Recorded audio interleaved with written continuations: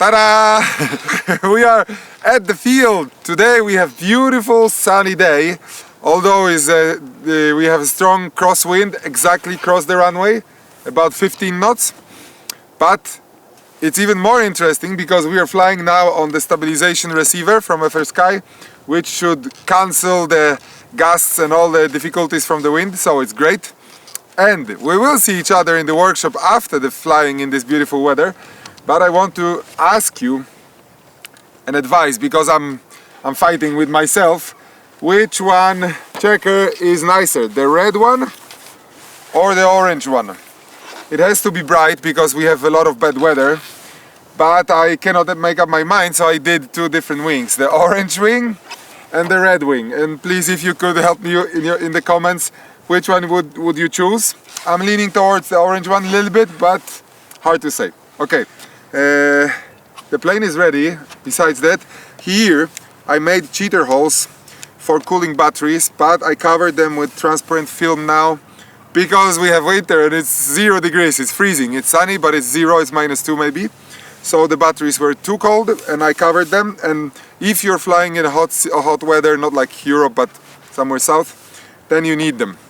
Even for Lipos and Leons, for everything. Okay, my plane is saying that there is too much too much talking, so let's go flying. Okay, see you soon.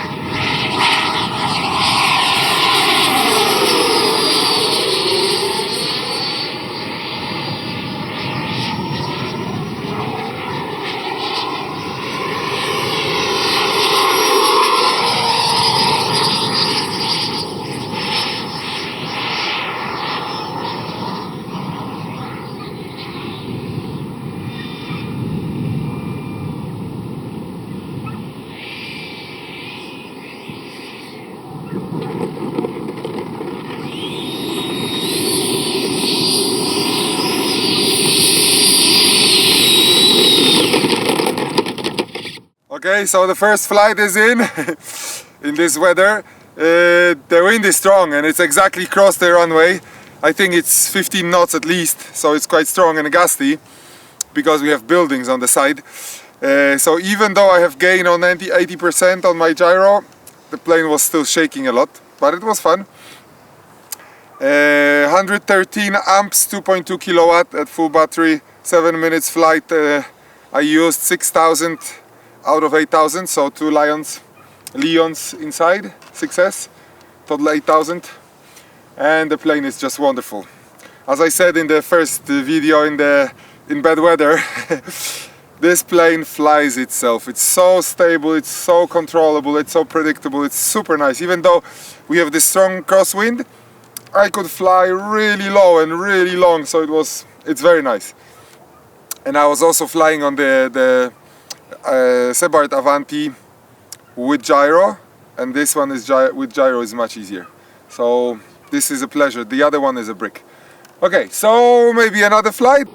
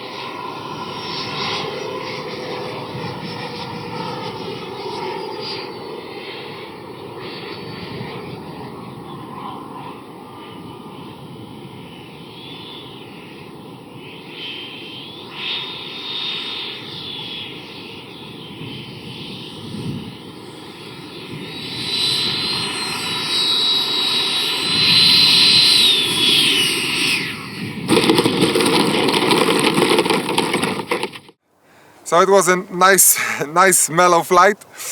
Although full power from takeoff to landing almost, so it was almost 6 minutes. Very nice. And now I forgot to say one important thing, because some of you were writing to me that previously I said that it's better when the EDF is more back and not to use a thrust tube. And now I said that I'm printing a thrust tube for Avanti, for this Avanti Freewing. And I did, so this is a thrust tube. And the idea of this thrust tube, of course I still think that the EDF more back is better and no thrust tube is better, but Avanti has a flat surface here. It's like a flat ridge, and there is no laminar airflow between the thrust air and the normal air flowing around the fuselage, and here we create a turbulence which we drag, and this is a great loss. So that's why I just printed this to smoothen out the airflow. It's quite short, I think it's 1.5 cm or 2 cm tall, and now the airflow is smooth, so the plane is faster.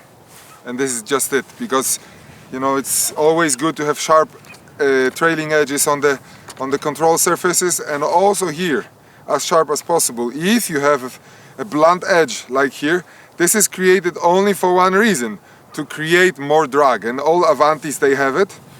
It's a design concept to create more drag. This helps to stabilize the plane without building a higher vertical stabilizer.